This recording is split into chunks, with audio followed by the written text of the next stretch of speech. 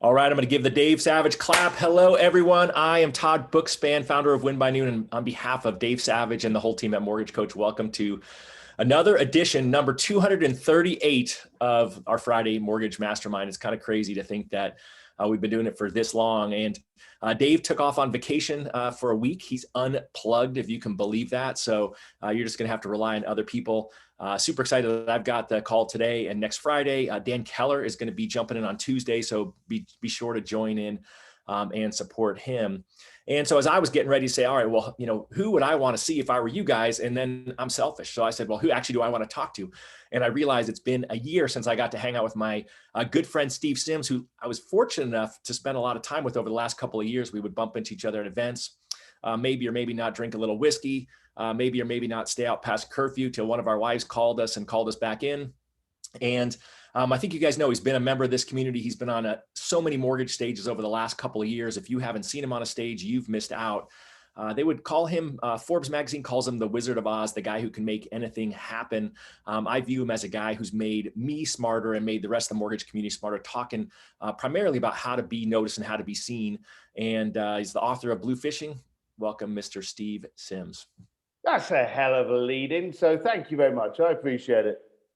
I'm like, well, what do I say? Like I could read one of those boring things, but, I just know you as the guy that everyone wants to hang out with. And, I've been fortunate enough to be at events with you and, sitting at the bar and, everyone comes by, wants their picture. You're the most popular guy in the room always. And I missed hanging out with you. So I'm excited when, I had this opportunity. I said, hey, any interest? You're the first person I thought of. And you said, yeah, let's talk about why social is so important today. So real quick, just kind of, what have you been up to during this whole craziness of quarantine? I know you've been fortunate enough to be able to pull off a couple of events, but what's life look like for Steve Sims?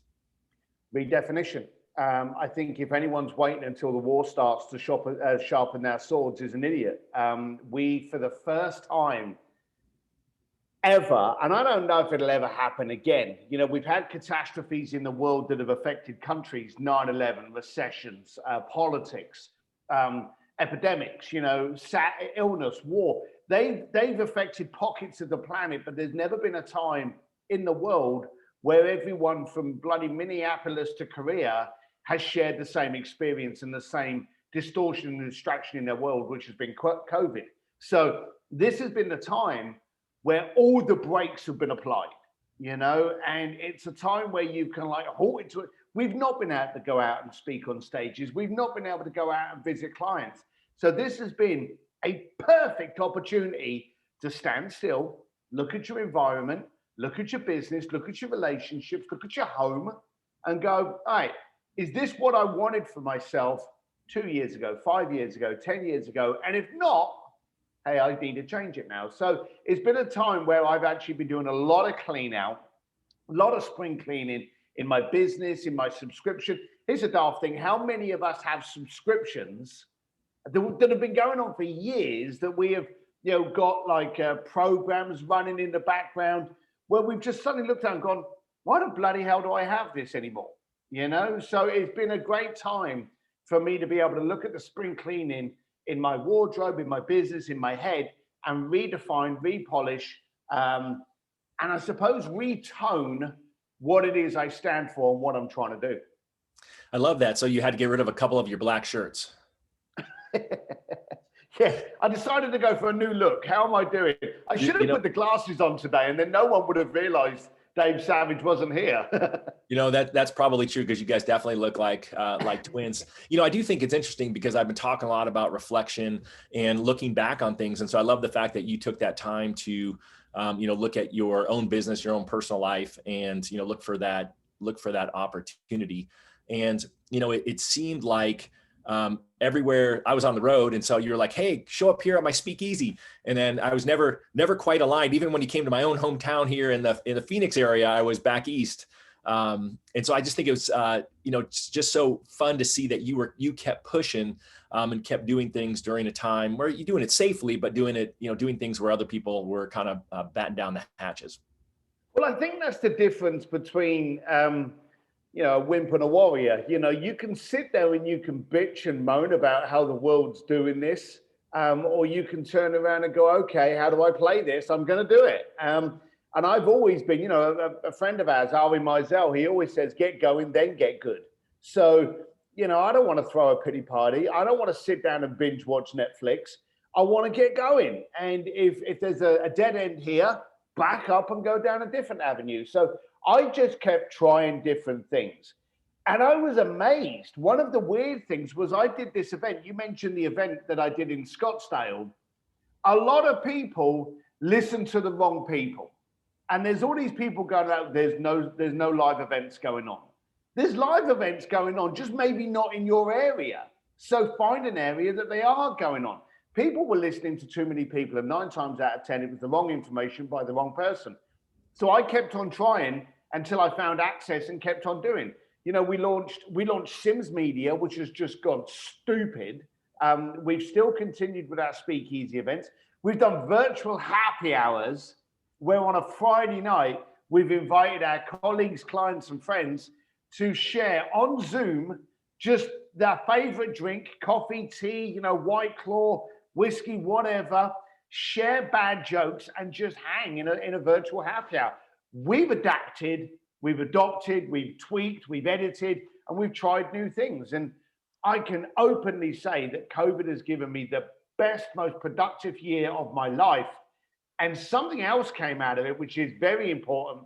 And Tucker Max actually said this to me. And if anyone doesn't know who Tucker Max is, he's a grumpier bastard than me. You know, he's eternally moody. Is that possible?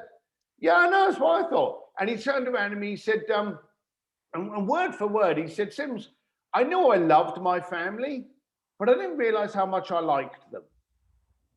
And I thought, that's good, because we've been locked down for a year with those nearest and hopefully dearest to us.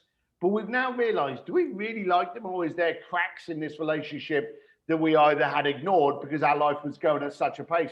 And that was me. I haven't been on a plane for over a year, like a lot of people.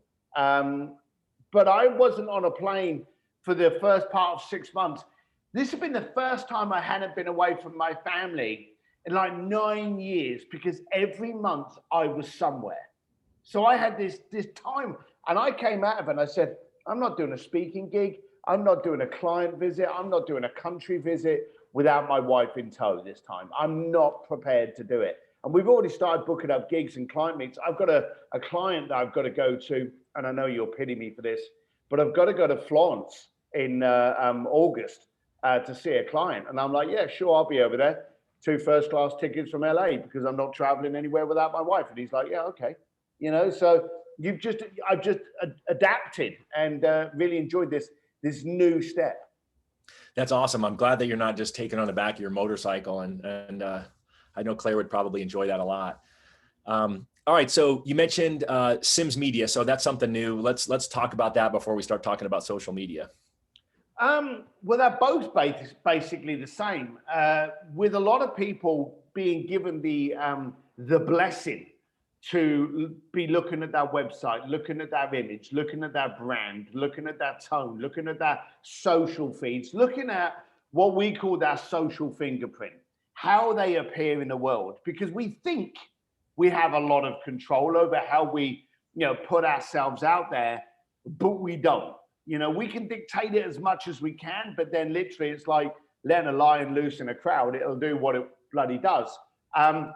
A lot of people were coming to me and going, look, you've been you and you've done really well with it, which amazes a lot of people, because you and I both know I ain't the sharpest tool in the shed. I'm not warm and fuzzy. I'm not lovely and welcoming, but I do well. And I do well because I don't allow you the option to think about what you're getting with me. You know it. Anyone that's never heard or seen me before, in the amount of time that you've seen me now on this video, you've got a picture, you've got a decision. I either resonate with you, with your tone and your style and your directness and your bluntness, or I alienate you.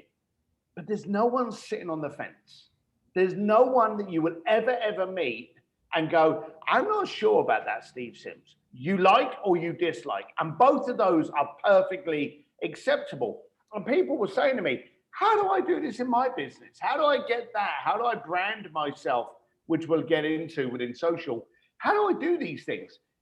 And I suddenly realized that a lot of people were doing a lot of things wrong, or they were doing a lot of 2012. You know, just because it worked in 1997, 2001, 2015, doesn't mean it's going to work in the middle of a lot of pissed off people in 2020. So for that reason, I started going, well, why are you doing these things? And they were like, oh, it's how we've always done it. So we ended up helping a few clients. And then those few clients got a bit more. We ended up taking on, I think it was like about 38 clients. So it was kind of like, oh my God, we've got a lot here. And then we launched Sims Media to teach, train people how to do their own media, or turnkey it, and we'll take over for them. And so that's how Sims Media got launched. So it's the best of both worlds. Either they can learn how to do it themselves, or if they're like most people, they want to learn it themselves, but really need someone to do it, and you guys will get it done for them. It's all a case of time. Look, if you're busy and you don't have time, pay someone else to do it. If you're not in a position of making that money and having time be elusive for you, then do it yourself. You know, it's like everything. If you have the time, you need to do it until the point when you don't have that time. Yeah, I just love that. And on that, you're teamed up with Henry, right? Your son? Yeah. So Henry was. It's funny here because you want your kids. Any father wants their kids to be better than they are. You know, you never want to be better than your kids ever. And with the speakeasies and with the connections and with the people that we get to hang around with, I've been dragging Henry along for like 5 or 6 years now, and he's got insights. Imagine how dangerous we would have been if we'd have had the people that our kids get to hang around with. My God, I don't know what I would have been. I'd have owned a country by now. So I always took Henry around to meet these different people. And he was like, I want to launch a company. Now, I remember at the time when he said he wanted to launch a company, and I was thinking to myself, you know, I said to him, what do you go to marketing and media? You know, it's what I've been born on. It's what I've seen you do. It's what I know. And I was like, yeah, that makes sense. But inside, I was thinking, crap, you know, my son is going to build a marketing and media company that's pretty much going to compete at one stage with me. So I couldn't say anything. And I held it inside and I let it go. And he had a few hiccups, you know, like anyone does in business. You've got to let them have those hiccups and those issues, because that's how they get educated. And failure becomes education, education becomes proof, proof becomes credibility. So I had to let him go through that cycle. And then he one day came along and went, I don't know why there's 2 companies in this house. You know, what do you think about us? And I was like, bang. So it's really the best of both worlds, because he's got I'm very visual and tone. He's very much about the engineering, the flow, and the distribution. So it really worked very well for us both to combine. And having another Sims in Sims Media, and it now a family business and a legacy that can go forward, I'm quite happy about. That's so awesome. Congrats. I saw his big announcement on it and thought, you know, gosh, so excited for the 2 of you guys to be doing it together. And I see you guys spend a lot of time together doing fun stuff, but it's even better to see you guys doing business and life together. Yeah, it's kind of funny. You know, if anyone doesn't know Henry, he's very much like his mum. So he's very analytical, very calm, you know, very much not me. So it's a perfect yin yang. But growing up as kids, like every father would know, you're constantly trying to, you know, get on with your kids, and it doesn't always work, especially if you've got, say, like a daughter during those like teen years. But me and Henry didn't always get on. But you know, the funny thing is, when he found 2 wheels, and as everyone knows me, they know I love motorcycles. When he found a passion and a love for 2 wheels, we connected. We could have a bitching argument in the truck on the way to a racetrack, and on the racetrack and after the racetrack, be like best buds. So 2 wheels definitely brought us together, and now we have this bringing us together. So it's really nice being able to connect with your kid. I love it. All right, guys. So make sure you check out sims.media. All right. So let's talk about social media. I mean, social media, you already said it's continued to change and most people haven't kept up with it, but I feel like in 2021, it's just got to be different. So where do you want to start this conversation? First of all, understanding what's the point. Okay, that's the big thing. A lot of people they jump on social media with no direction. The bottom line of it is move with purpose and move the needle. There's no point in you looking for vanity metrics. You know, if you want to get a lot of followers, shove a pin-up model up on your Instagram page, and all of a sudden you'll get a lot of people liking it, and it will be of no point whatsoever to you. Okay, you'll get a lot of the wrong followers. So the first thing you got to understand, you got to ask yourself is, what's the point? Why am I playing this game? Okay, and then move with that purpose. If you're looking to distribute your business, if you're looking to get your knowledge out there, if you're looking to attract more clients, then you will act accordingly. Okay. Now, in the form of, say, 5-6 years ago, if I wanted big credibility, and you mentioned about Forbes calling me the real life Wizard of Oz, I had an 8-page article in Forbes, and that's brilliant. Okay. But would anyone read an 8-page article today? You know, no, because people digest information today in 30-second nuggets. You know, you've got Reels, IGTV, Instagram, stories. We don't read it. We would not read an 8-page article on anybody today. We would want to read it in like a 1-page, or even better, watch it on a 60-second video. So tolerance and location has changed today. Our tolerance, we don't want to watch a 30-minute video on someone. We want to watch a 30-second nugget. We want information. We want it now. We want it quickly. We want to be able to make a decision quickly today. And that's because of COVID. And I'll tell you how it's happened. The bottom line of it is 2020 got a lot of people pissed off. Okay. 2020 told everybody, you can't leave your home. You can't fly anywhere. You can't travel. Now, the funny thing is, you know, I'm quite happy about that. I live up in the hills here, and I'm quite happy if I never leave. But a lot of people, when you tell them they can't do something, what's the first thing they want to do? They want to do it, don't they? Yep, so absolutely. If I said to you tomorrow, Todd, you can't wear a black t-shirt.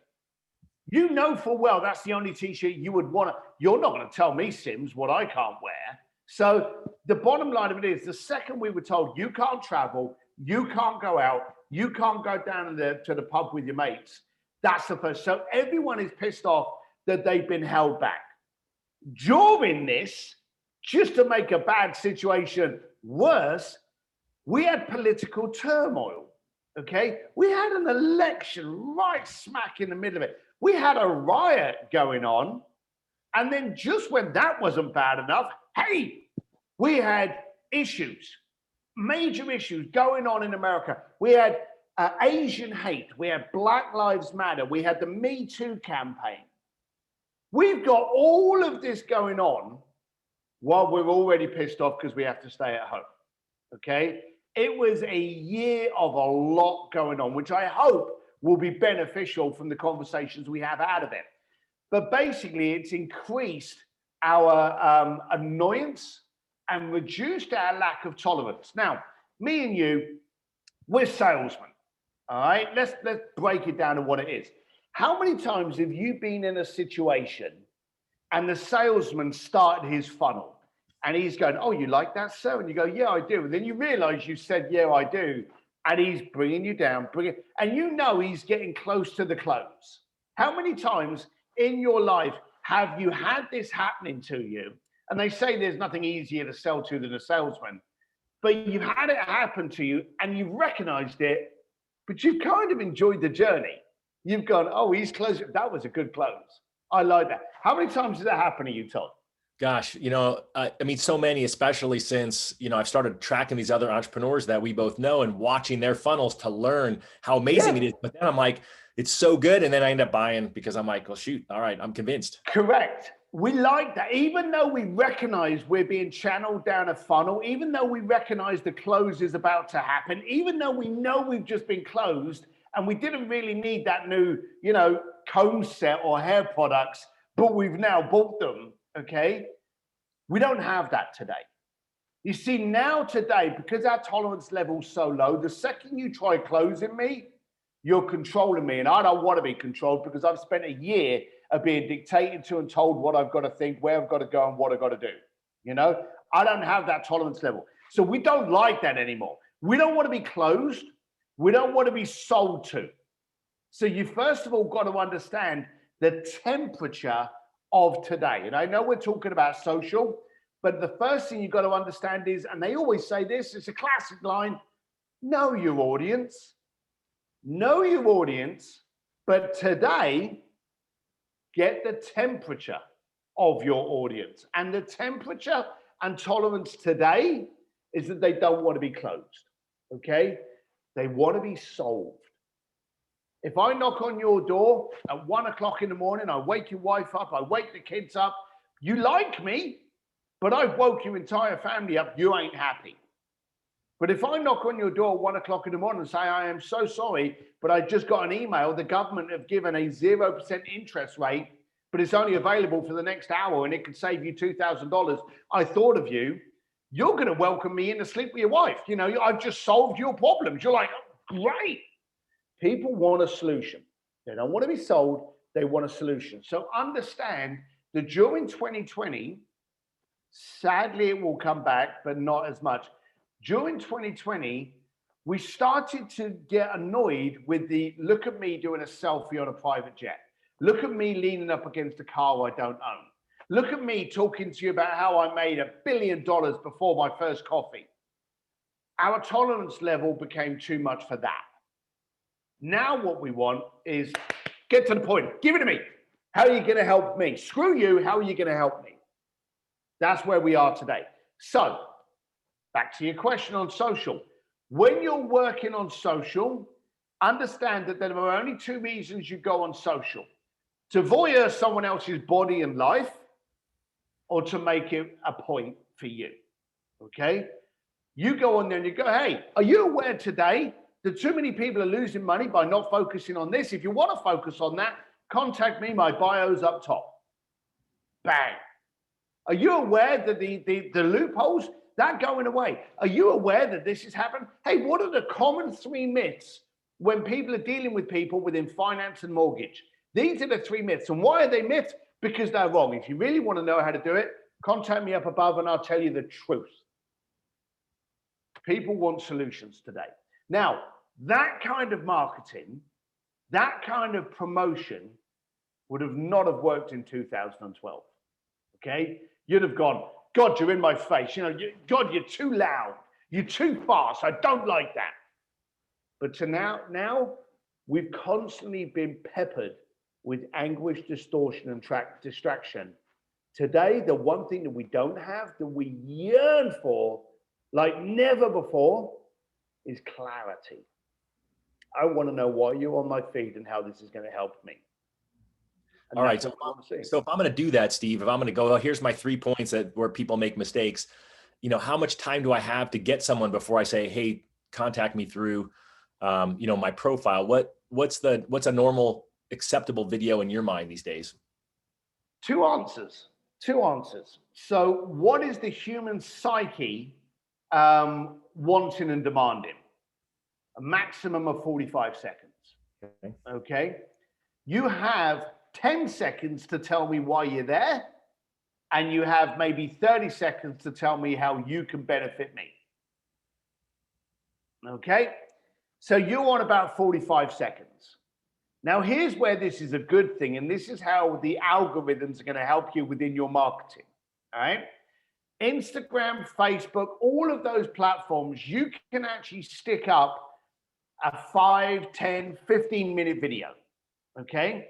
If you stick it up on Instagram, it'll only show the first 60 seconds, and then you have to click a button to go through to the watch more section. Correct? You with me? Yep. Right. Okay. So this is where the algorithms kind of work in your favor if you know how the cards are laid. If you've got a 60-second video that you've then got to click to watch more, you've got to do an action. Most people don't like to do an action. That's why you never have people moving through too many forms. You have them just go to one, so you know they haven't got to go on. So you know that if you give the option to someone to click for more information, you've lost 50% of the crowd because they don't want to do that. So if you can contain all your information in 59 seconds or less, Any platform will show that video in its entirety without asking the viewer to go somewhere else. Okay? The other good thing is, if I show you a 3-minute video and you watch 30 seconds of it and then you turn off, it's going to record that, and the algorithms are going to go, well, he only watched like 10% or 15% of that video. He's obviously not interested. Okay? So they're not going to distribute your video to other people that could potentially benefit from your video. They're not going to. Now, bearing in mind, the job of social platforms is to throw you down a rabbit hole, isn't it? How many times do you go onto Facebook or onto YouTube or onto Instagram and you watch a video and all of a sudden they populate it with adverts of a similar kind of thing? Okay? Yeah, the social platforms are there to keep you there. So when a video's doing well over here, it goes, well, that's doing well. We'll throw it over here because obviously people like it. The only way they can tell is if you like it, is how long it kept you engaged.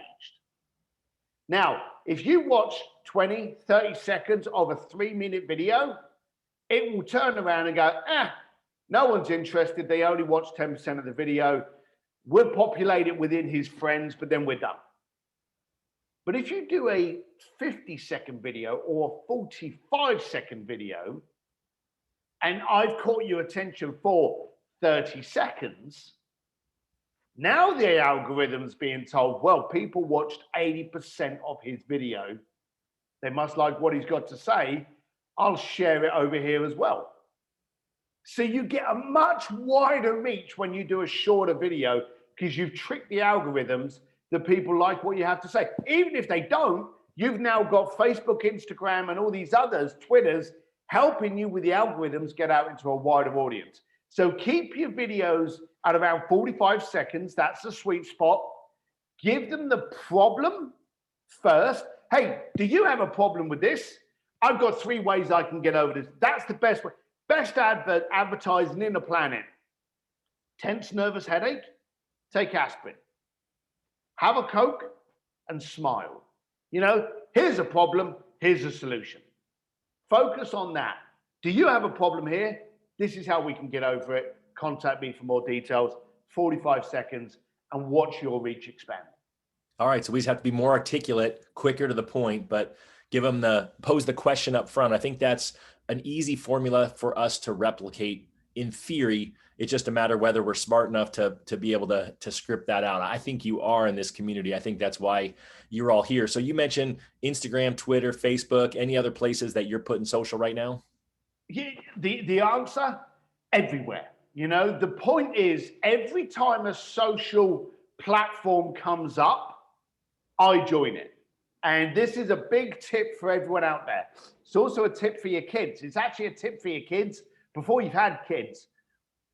You must go out and go on to GoDaddy or whoever your favorite domain purchasing place is and purchase your name. Todd, do you have Todd Bookspan or tbookspan.com? Yes, sir. Do you have both of them? I just have toddbookspan.com. Have you tried to find tbookspan.com? I haven't. Why, do you own it? You should. I don't, but I'm going to go and buy it now and hold it to ransom for you. But you should try and buy it. Now, your name's easy with Bookspan. That's pretty easy. But Sims is 1M, but people spell it wrong. So every URL I buy the misspelling of that name. So if you've got a name that could potentially be misspelled, for an extra $9.99 from GoDaddy, buy the misspelling domain as well. Does that make sense? No, that's genius. Any kids you have, buy their name. Funny enough, I bought Henry Sims a few years ago, and then when Henry decided to launch himself, he came into my office one day pissed off because he found out someone had bought Henry Sims, and he said, I'm going to go to GoDaddy and I'm actually going to see if I can buy it off the guy. And I was like, you shouldn't do that. The guy's probably an arsehole because Obviously, I knew he was. And I gave it to him as a Christmas present. So the bottom line of it is, with URLs, buy your domain. Okay, that's the first thing. Go on GoDaddy, buy your name. Okay. The next thing to do is any social platform that exists, MeWe, Parler, TikTok, Triller. And you may never have heard of those, because you say to people, how many social platforms are there? And they go, well, Twitter, Facebook, Instagram. You know, Pinterest is making a big resurgence. Okay. Snapchat is now starting to move again. All right. The bottom line of it is any social platform out there, and here's a good thing, pay your kids $10 to register your name on everything. And I mean everything.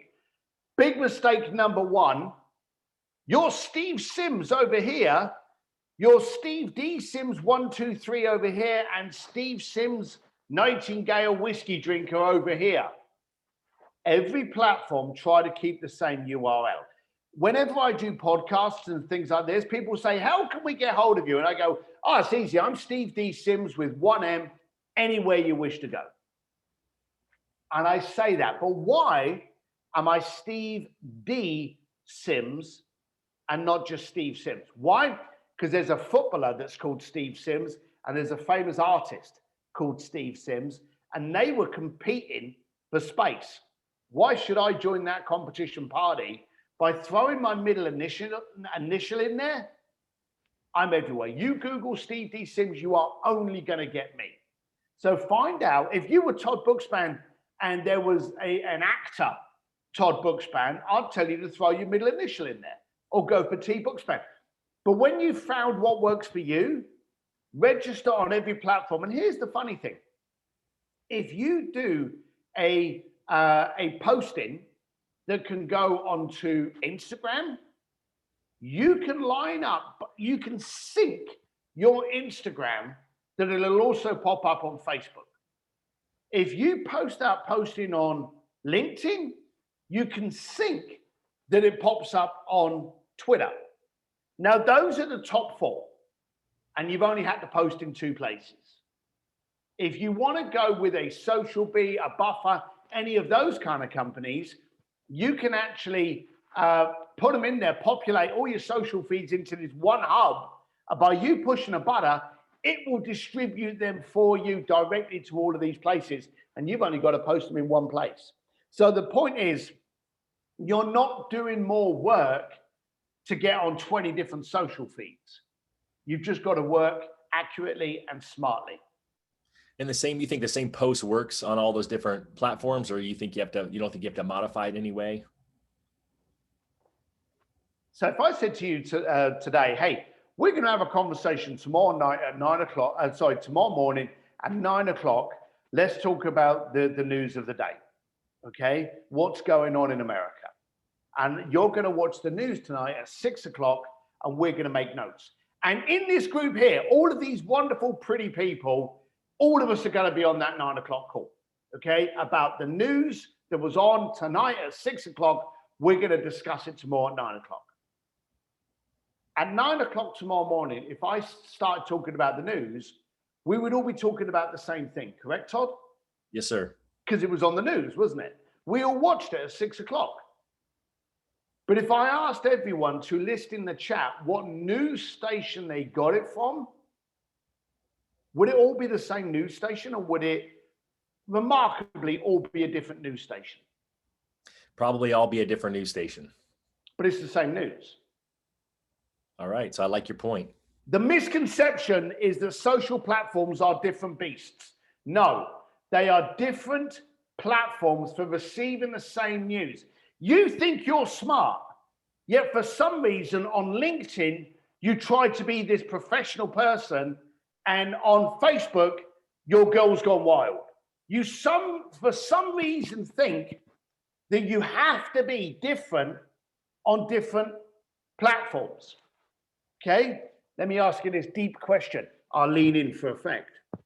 Is Apple different on LinkedIn than it is on Snapchat, or that it is on Facebook, or that it is on Pinterest? Is Apple different on any of those different platforms? I better lean in. I'm guessing they're the same, Steve. Nike, Ford, Apple, all of these companies that spend billions of dollars on marketing are exactly the same person, same voice, same posting, same message on every single platform. Why? Because they want crystal clear clarity of who they are and what they stand for. So why do you, I can only post this on Facebook, I can't post that on LinkedIn, I can't post that on Twitter, I can't post that on Pinterest? Bullshit. You post the same thing because social platforms are no more than platforms for the consumer to consume what you want them to consume. Don't confuse whoever's talking or whoever's potentially going to be talking to you, looking at you, stalking at you before you do business by giving them different messages on different platforms. Same message, same tone, same person on every single platform. And then you mentioned like social being those places that can distribute it out. Is there any downside to taking that easy step? Yeah, it's a massive one. It's like me teaching you how to ride a push bike. The first thing we're going to do is put training wheels on you. But we know full well the training wheels, if you go around the corner quickly, are not going to allow the bike to lean over. And then in that situation, the training wheels actually hinder you from doing well. So Social Bee and Buffer and those kind of multi-distribution single source platforms will become a problem to you. Here's why. When Google, YouTube, Twitter, Pinterest, when any of the social platforms see an automated platform posting on your feed, they can get upset. And the way that they handle it is by limiting and suppressing the distribution you get. So in the early days, think of it that, hey, this is easy for me. These are my training wheels. Now, if you get on Buffer, Social Bee, and you post a picture and it distributes to 10 social platforms, and you suddenly find that you're having a lot of conversation in TikTok, where do you focus your energy? TikTok, okay? But very quickly, the goal would be to use that as a source to get out and then kill it. Start posting independently. When Pinterest see that it's a URL, you know, your IP address, your IP address from your home is posting, they go, okay, that's good. That's a real person. We'll let all of his friends see it. But when they see the Buffer is automating the postings, they suppress the posting. So again, it comes down to time versus money. We have clients pay us, and in the early stages, to get the distribution, we'll Social Bee or Buffer them out.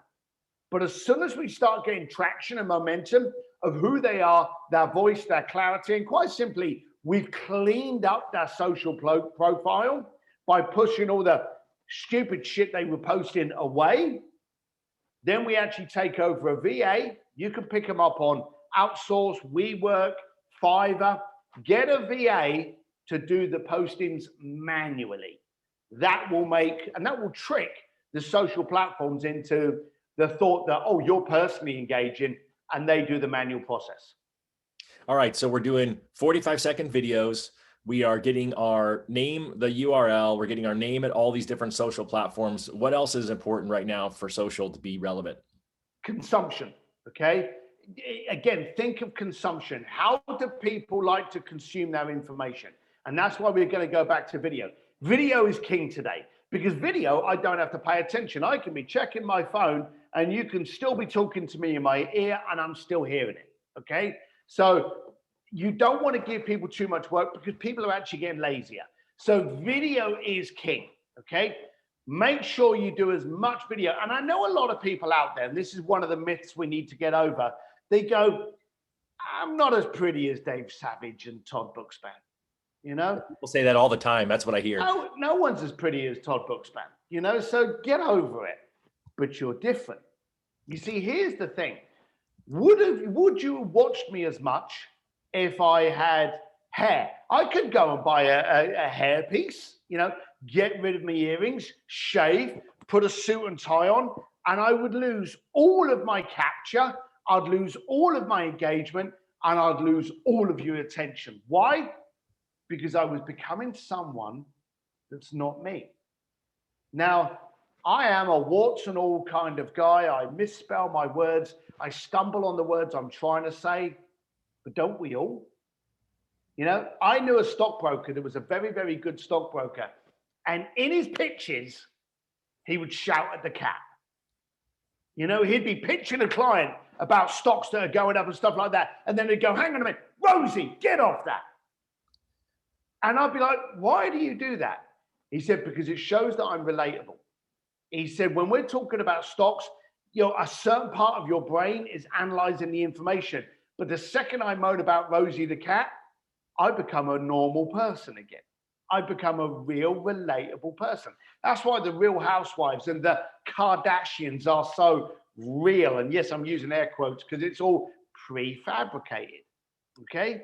But we want to be real. If you're not attractive and you've got up in the morning and your hair dryer's broke, but there's still something of importance to say, stick a cap on and go, hey, I had to talk to you like this today because I've got something that's important for you, but my bloody hair dryer's broke. But listen up, you need to be focusing on this. Or a new report came up and I didn't have time to do my makeup. You just get days like this. We want to relate with real people. So when you have real problems that we've experienced, whether it be shouting, by the way, the guy never had a cat. It was a thing. He would just shout at Rosie the cat. He never had cats. He hated cats, but it was his way of becoming real and relatable again by having a common problem that most people have. How many times have you seen someone on Zoom and their kids have run into the background? Okay? And you've gone, get the kids out. It's relatable because we've all had that problem. Okay? Before I started talking to you, literally I had to throw my slipper at my dog because he was starting to chew on my shoe. Yeah? It's a relatable problem that we all have. So don't try to hide it, because today we want to know we're dealing with real people. Do a video, be prepared to show up as you. Don't try to be Todd Bookspan, and come up with content. If you're on that video and it benefits only you because you've done your makeup and you wanted to talk about how this new diet is making you healthy, nobody cares. Show up to solve somebody else's issue and they will thank you for it. And that's where we're going to quickly talk about branding. A lot of people focus on branding today. I've got to give the right image. I've got to give the right brand. I've got to build up my brand so that people will respect me. Branding's a myth, my friends.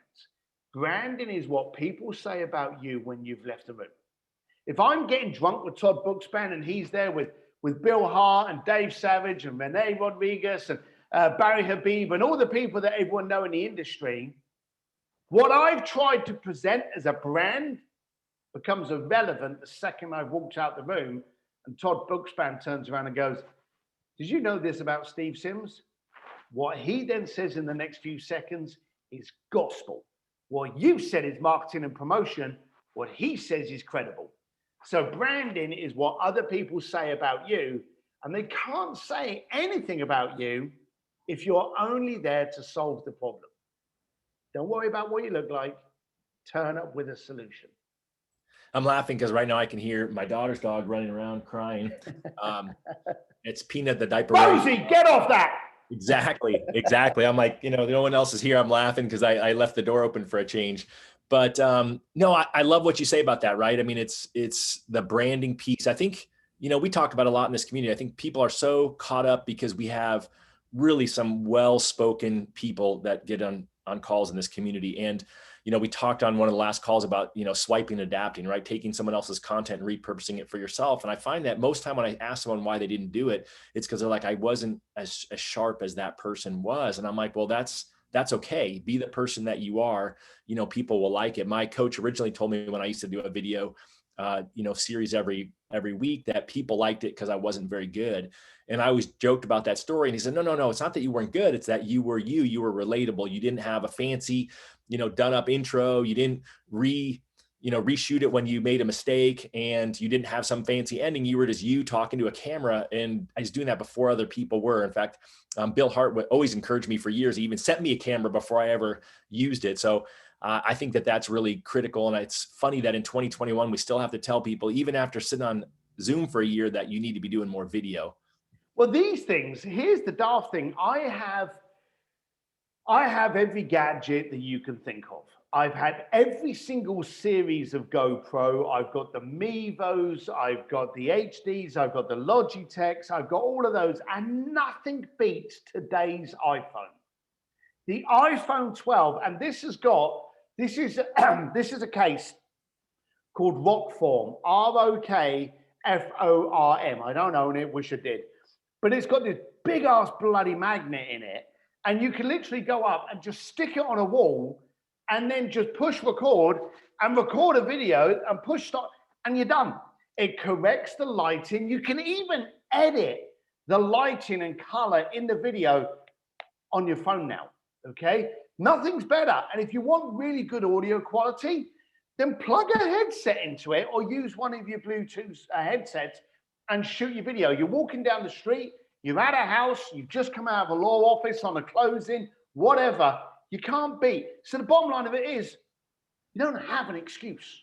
These iPhones are absolutely brilliant. And funny enough, I think the Samsungs and the Litras and all the other smartphones now are just as bloody good. These things are shooting better than what the original GoPros were. Sorry, I'm answering some questions that people have had in here. So I'm taking care of that. Well, and it is funny. You're right. I mean, the quality of the cameras is great. So we've taken away that excuse. So yeah. What else, should we be telling people to do today socially in order to be more relevant and connect with our audience? Solve the problem that pisses you off. That's it in a nutshell. You know the problems that are out there, and you know the problems you've had, and you know the problems that you're solving. And so get it out there. Like if I was to come on here and I'd say, hey, when you wake up in the morning, do you feel really, really achy? Would you like to wake up in the morning and not feel like that? I'm leading with pain. Okay, I'm leading with pain and then I'm providing you a solution.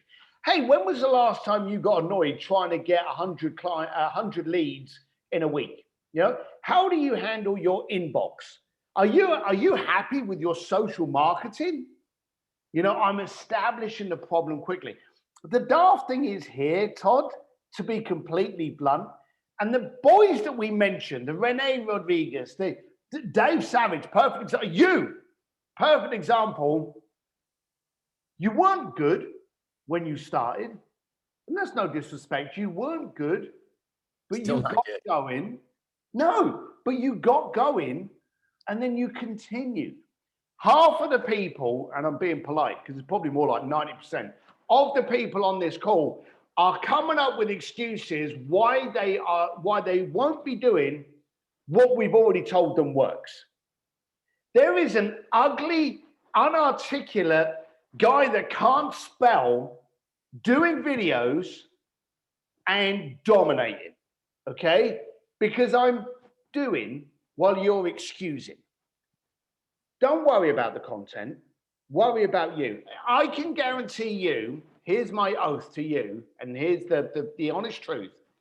The first time you do anything, it'll be shit. Boom, mic drop, bugger off. The first time you do anything, it will be shit.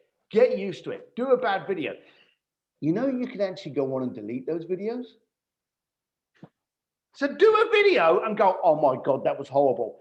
And then in the comments go, my God, this was my first video. How horrible do I look? Oh my God, I can't believe my hair looks like that. I didn't realize how fat I looked on camera, And engage in a conversation, because the funny thing is, everyone else goes through the same thing.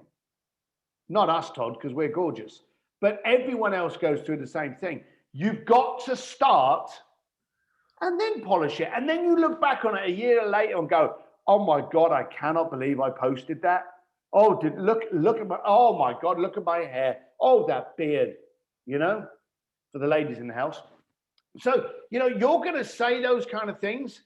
You can go back and delete them, but don't, because they're real. So stop trying to look for the magic sauce and start doing it. And the key thing, show up. Don't wear your best suit or get a spandex body set on that can like makes you look slimmer, or start using filters to try and make yourself look cool and snazzy. Just show up. Show up. Dave Savage shows up in his room. There you go. I'm doing my best Dave Savage impersonation now. Hey, everybody. Welcome to Mortgage. Dave shows up as Dave. If you've ever met Dave anywhere, that's Dave. Okay? Todd, exactly the same. Me. So show up as you. Stop trying to be anybody else. People will either relate to it or they will walk away. And that's absolutely fine. But start doing it. Try it today. Give yourself a commitment and go, hey, today I'm going to do my first video. Pick up, record. Hey, I'm doing my first video today. I just wanted to see how this goes. Upload. Hey, folks, what do you think of my new video? Yeah, I think it's funny because, you know, Dave first interviewed me probably a decade ago, and he is so good at it now. Amazing compared to how he was, but back then it was super valuable. And I think what anyone here would put out would be super valuable to your audience, whether it's good or not. You know, we always say good is better than done, right? And so I totally agree with you. And I feel like we're all our biggest self-critics. Makes me want to now go on and find one of my old videos, push it out there so I can make fun of myself. And again, I think that gets the conversation going. Then all the people are saying, oh no, Todd, you're wonderful. And so I would encourage all of you just to do what Steve just said. I don't think it's that tough. Dan, we've got to give a shout out to Dave Kitchen, because Dave Kitchen is going to suddenly find that his quote from Dr. Zeus, and I love Dr. Zeus, all the places we will go. Great book by Dr. Zeus. Jay Abraham actually gives that book out. Great book for entrepreneurs. But he just did a phenomenal quote here that he posted. And Dan, I'm going to steal that and put it all over my social postings. Dr. Zeus says, today you are you. That is truer than true. There is no one alive who's youer than you. I am posting that. Bingo. Bingo. You know, I don't know. It's always so fun. I know, you know, one of the things that I've seen you talk about before were just other gadgets and things that maybe people should consider, QR codes, stuff like that. Anything else that's kind of that you're looking at, that you're kind of examining now that you think might be worth our while? I'm going to, there were two that I was really hot and heavy for. One of them was texting, although texting is now starting to, mass texting is dying. Mm-hmm. Texting used to be really, really good. But mass texting is now starting to die a little bit, because a lot of the carriers are realizing that people are mass texting and they're blocking it, or they're having a little button come up and going, do you want to report this as junk or spam? Okay. So we're now, the carriers are now starting to get used to it. But work off of the triggers and habits of your audience. This again comes down to know your audience. What is your audience doing? And then see how you can translate that into you. Okay? Think about it. We've had COVID, and hopefully we're coming out of it. But you go to a restaurant now, and what does the waitress give you? Or more to the point, what doesn't she give you when you sit down now? A menu. Where's the menu? On a QR code. So is not everybody in the planet being taught to use QR codes? Finally. But 2 years ago, if I'd have said, hey, use QR codes, people were like, no, that was freaking, 2007, Steve. You've got to get more technical. And I was like, no. You got to be using QR codes because they can be linked to websites now. And because of cameras, you do a Zoom code and a button pops up like a text and says, do you want to visit this website? And bang, I've got you. And everyone was like, QR codes, no, it's a fad, it's a fashion. Let me ask you this question. How much money, and this is rhetorical because we don't know, how much money do you think Denny's and all the restaurants in the planet that have now switched to QR codes are saving by not producing menus?